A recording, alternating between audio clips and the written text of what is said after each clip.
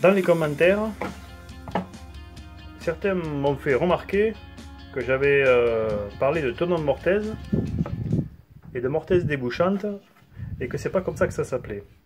Et ils ont tout à fait raison. En fait, c'est un assemblage de tenon de mortaise à enfourchement. Comme j'aime bien aller jusqu'au bout des choses, j'ai ressorti mes vieux livres. Et dans celui-ci, dont l'auteur est professeur à l'école Boulle, donc il y a tout un tas de choses intéressantes. Et il y a le chapitre qui s'appelle tenon de mortaise, où on voit tous les tenons possibles et inimaginables. Et ceux qui nous intéressent, ce sont ceux du bas. Voilà, donc typiquement c'est celui-ci que j'ai réalisé, la figure 8. Donc c'est un assemblage simple. Il existe le même en double et il existe le même en onglet. Alors c'est quelque chose qui est utilisé pour les structures de portes et de fenêtres, cet assemblage, parce qu'il est très résistant. Le tenon, en fait, comme je l'expliquais dans ma première vidéo, le tenon, il traverse tout le montant. Donc la surface est relativement grande, alors qu'un tenon normal avec une mortaise normale, le tenon n'irait pas jusqu'au bout, donc il serait ici. Et si on compte qu'il y a une rainure en plus, ici là on voit pas bien, mais il y a une rainure, donc en fait le tenon il tient là-dessus. Bon, on comprend qu'entre un tenon et une mortaise qui irait jusque là, et cet assemblage là, celui-ci est plus résistant. Alors, pourquoi un enfourchement? Eh bien tout simplement parce qu'ici on a ce qu'on peut appeler une fourche. Voilà. Ici on a un tenon et ici on a une fourche. On aurait une mortaise si la pièce continuait et que l'évidement ne soit pas ouvert ici. À ce moment-là, ça c'est une mortaise. Ça par contre c'est un tenon. Donc tenon, mortaise à enfourchement.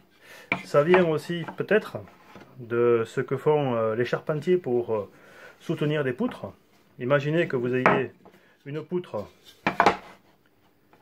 comme ceci et que vous vouliez poser un pied, ben vous allez réaliser ce qui pour le coup ne s'appelle plus un tenon, puisque le tenon, ben, en fait la pièce est coupée, là la pièce serait entière, mais elle serait comme ça. Voilà, elle serait comme ça. Et ici vous faites une fourche. Et du coup là vous avez un assemblage à enfourchement. Et du coup c'est plus tenon mortaise, puisque c'est pas un tenon et c'est pas une mortaise. Bon là on retiendra que le tenon fait toute la largeur du montant, que la mortaise est ouverte et que donc ça fait une fourche, et que à l'occasion, donc comme ça laisse la liberté au tenon d'être beaucoup plus long, et bien c'est beaucoup plus résistant, et c'est pour ça que je l'ai choisi. À juste titre, on m'a fait la remarque, et voilà. Je voulais d'abord remercier les gens qui font des commentaires, hein. Il ne s'agit pas de critiquer, il faut, voilà, c'est bien. Ça m'a obligé à ouvrir mes vieux livres de menuiserie et d'ébénisterie pour rechercher pourquoi on me faisait cette remarque.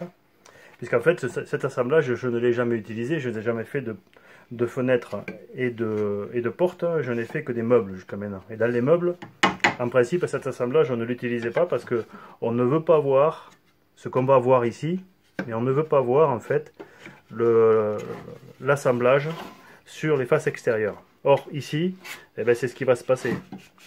Ici, on va voir le tenon et la mortaise. Bon, dans un assemblage d'ébénisterie, ça on ne le voit pas, c'est complètement caché. Enfourchement, figure 8, 9 et 10. Donc ce qu'ils disent, c'est que cet assemblage présente un inconvénient d'être apparent sur les champs, c'est ce que je vous disais, c'est-à-dire qu'une fois qu'on aura fini l'assemblage, en fait il va se voir. Cependant, il présente l'avantage d'être simple à exécuter, tout l'usinage s'effectuant en bout. De plus, sa surface de collage est augmentée. Voilà, c'est pour ça qu'il est plus résistant. Donc encore une fois, merci pour les commentaires, ça fait progresser tout le monde. On s'instruit ou on se réinstruit. Et maintenant, eh bien, il va falloir que je fasse l'ajustement parce que là, pour le coup, j'ai loupé quelque chose. ça coince un peu, c'est trop fort. Voilà.